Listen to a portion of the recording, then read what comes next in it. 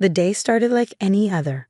I was making coffee in our modest kitchen when James walked in, dressed in his best suit, a smug smile plastered across his face. Something was different about him. There was an air of arrogance I hadn't seen before. "Sarah, we need to talk," he said, adjusting his expensive new watch, a recent purchase I hadn't questioned. I should have. "What's on your mind?" I asked, already knowing what was coming. The late nights at the office, the secret phone calls, the sudden interest in looking more executive. It all made sense now. "I'm leaving you for Emily," he announced like he was sharing great news. "She's the CEO of Morton Industries. Unlike you, she's actually going somewhere in life. I'm tired of being married to someone who can't match my ambitions." I took a sip of my coffee, hiding my smile behind the mug. James had always been ambitious, but his ambition was matched only by his ignorance. My name is Sarah Chen, and for the past 5 years, I've been married to a man who thought he knew everything about me.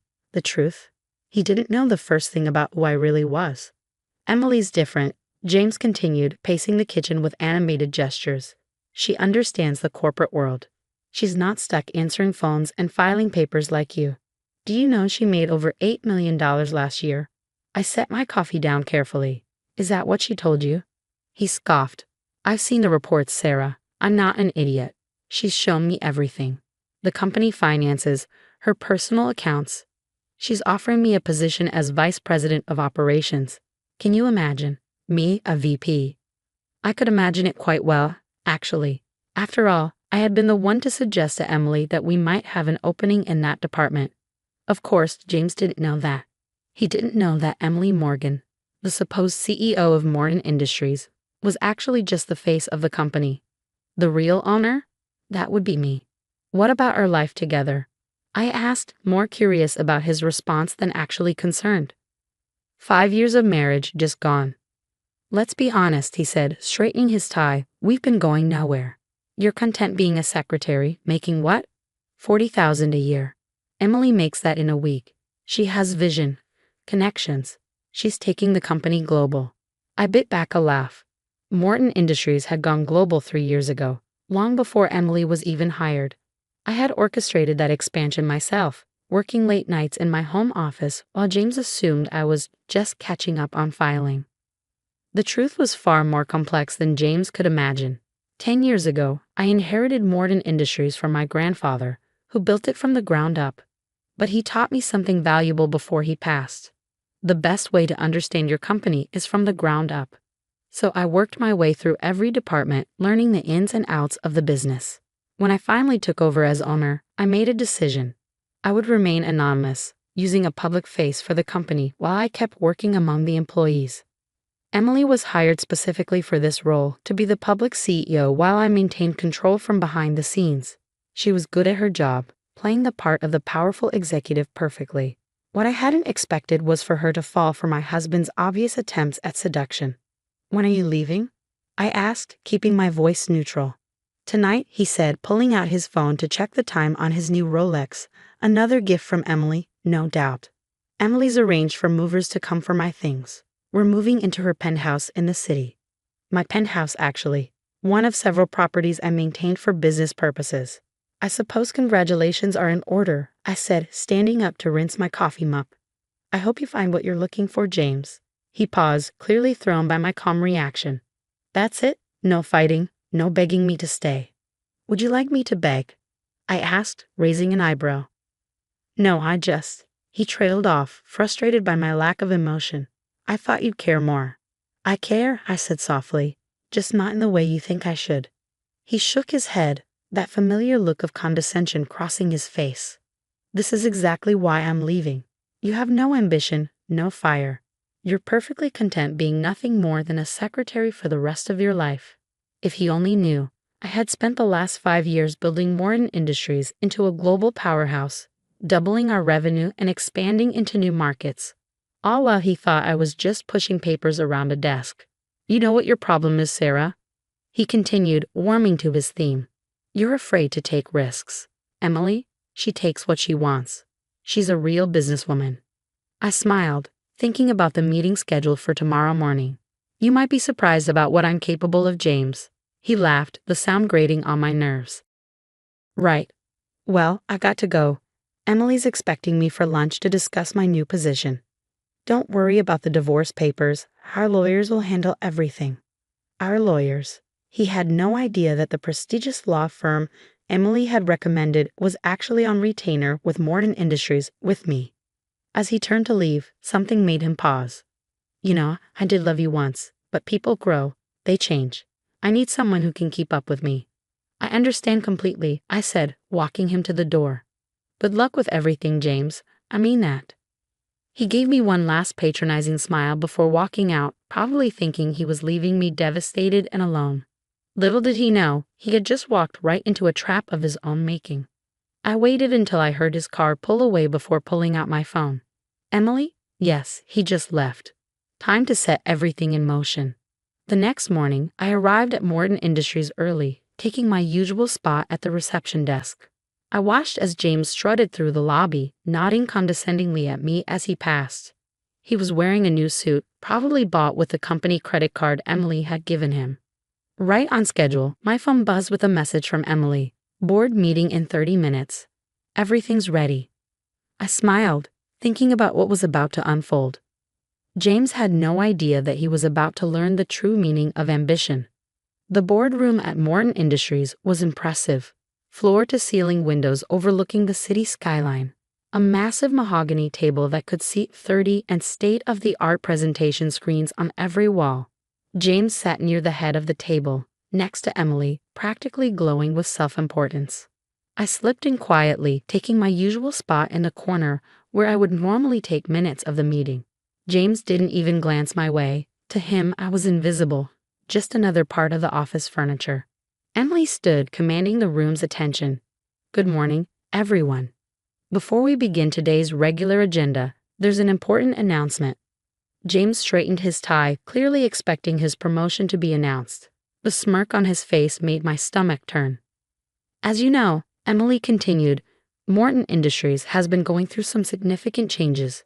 Today, we have a special guest joining us. She paused, looking directly at me. Ms. Chen, would you like to take over? The confusion on James's face was priceless as I stood up and walked to the front of the room. He looked between Emily and me, his brow furrowed, trying to understand what was happening. Thank you, Emily, I said, my voice clear and confident.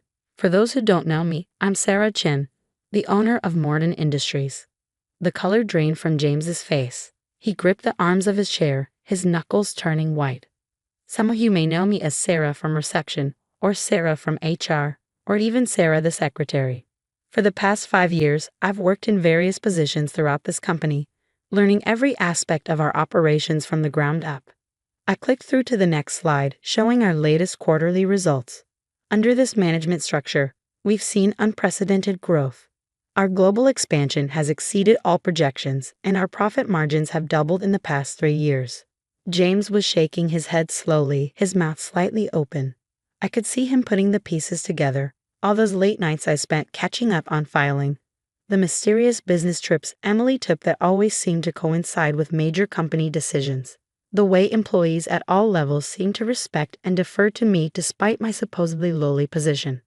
However, I continued, recent events have brought to light some concerning behaviors that need to be addressed. I clicked to the next slide, displaying a series of expense reports. In the past month, we've documented numerous instances of unauthorized use of company resources. James's eyes widened as he recognized the charges. His new suits, the Rolex, the expensive dinners he'd been enjoying with Emily. Emily Morgan has been an excellent face for Morton Industries, I said, nodding to her. She's played her role perfectly, including the recent operation to expose potential corporate espionage and fraud. Emily stood up, moving away from James. Mr. Chen here has been attempting to gain access to confidential company information through, let's say, personal means. She placed a folder on the table. Every conversation, every promise of position and power, every attempt to access restricted data has been documented. James jumped to his feet. This is ridiculous. Emily, what are you doing? We had an agreement. No, James, Emily replied calmly. You had an agreement with the person you thought I was. My real agreement is with Morton Industries and Sarah. I could see him crumbling, his perfectly constructed world falling apart. Sarah, he said, turning to me, his voice taking on a pleading tone. You can't. This isn't. Can't what, James?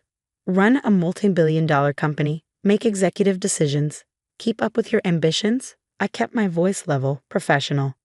I've been doing all of that and more while you were busy looking down on me for being just a secretary. The board members watched in silence, many of them hiding smiles. They'd known my true identity all along, had worked with me directly on major company decisions while maintaining the illusion for security purposes. As of this moment, I continued, you are terminated from Morton Industries. Security will escort you from the building. I nodded to the two guards who had entered quietly during my presentation. The police have also been notified about the unauthorized use of company funds. They'll want to speak with you about that. You can't do this, he sputtered, his face red with rage and humiliation. I'm your husband. Actually, I said, sliding another folder across the table. As of this morning, that's no longer true either. These are divorce papers, James. Everything's been arranged. Given the documented evidence of your attempted corporate espionage and fraud, I don't think you'll want to contest anything. He stared at the papers, then at me, then at Emily. The realization of how completely he'd been outplayed finally seemed to hit him.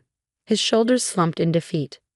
Mr. Chen, one of the security guards, said firmly, please come with us. As they led him out, I turned back to the board. Now, shall we discuss our actual quarterly projections? The meeting proceeded as normal after that, though I could see the impressed looks on the board members' faces. They'd known I was capable, but watching me handle James had shown them another side of my leadership. Later that evening, I sat in my real office, the CEO's suite on the top floor, looking out over the city.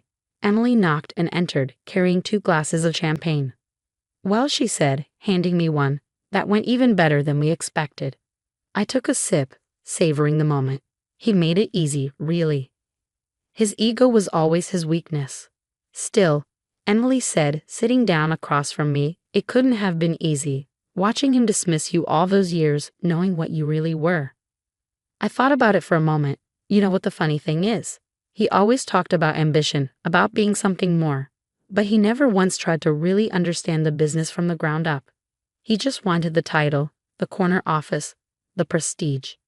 And you? Emily asked, though she knew the answer. I wanted to build something real, I said, looking at the city sprawled out below us. My grandfather taught me that to really lead, you have to understand every aspect of what you're leading. That's why I worked my way through every department, why I kept my identity hidden. I wanted to see the company for what it really was, not what people would show a CEO. Emily raised her glass. Well, here's to building something real, and to men who underestimate women in the workplace. I laughed, clinking my glass against hers. I almost feel bad for him, almost. Don't, Emily said firmly. He got exactly what he deserved. Later that night, as I walked through my penthouse, the one James had thought belonged to Emily, I felt a profound sense of satisfaction. Not because I'd gotten revenge, though that was certainly satisfying, but because I'd stayed true to my principles. I built something real, something lasting, while James had been chasing shortcuts to success. My phone buzzed with a text from my lawyer, divorce papers filed. Given the evidence, he's not contesting anything. It's over. I walked to the window, looking out at the city lights. Tomorrow the business papers would run the story. Morton Industries owner reveals identity, exposes corporate espionage attempt. My PR team had already prepared the press releases emphasizing the company's commitment to security and ethical business practices. But tonight, I just stood there, enjoying the quiet satisfaction of finally being able to be myself completely. No more hiding, no more pretending to be less than I was. James had wanted someone who could match his ambitions. He just hadn't realized he was married to someone who had already surpassed them. The irony wasn't lost on me. In trying to trade up for someone he thought was more successful, he'd lost everything to the woman he'd looked down on all along. It was a lesson in humility he wouldn't soon forget. As for me, I had a global company to run, this time from the top floor where I belonged.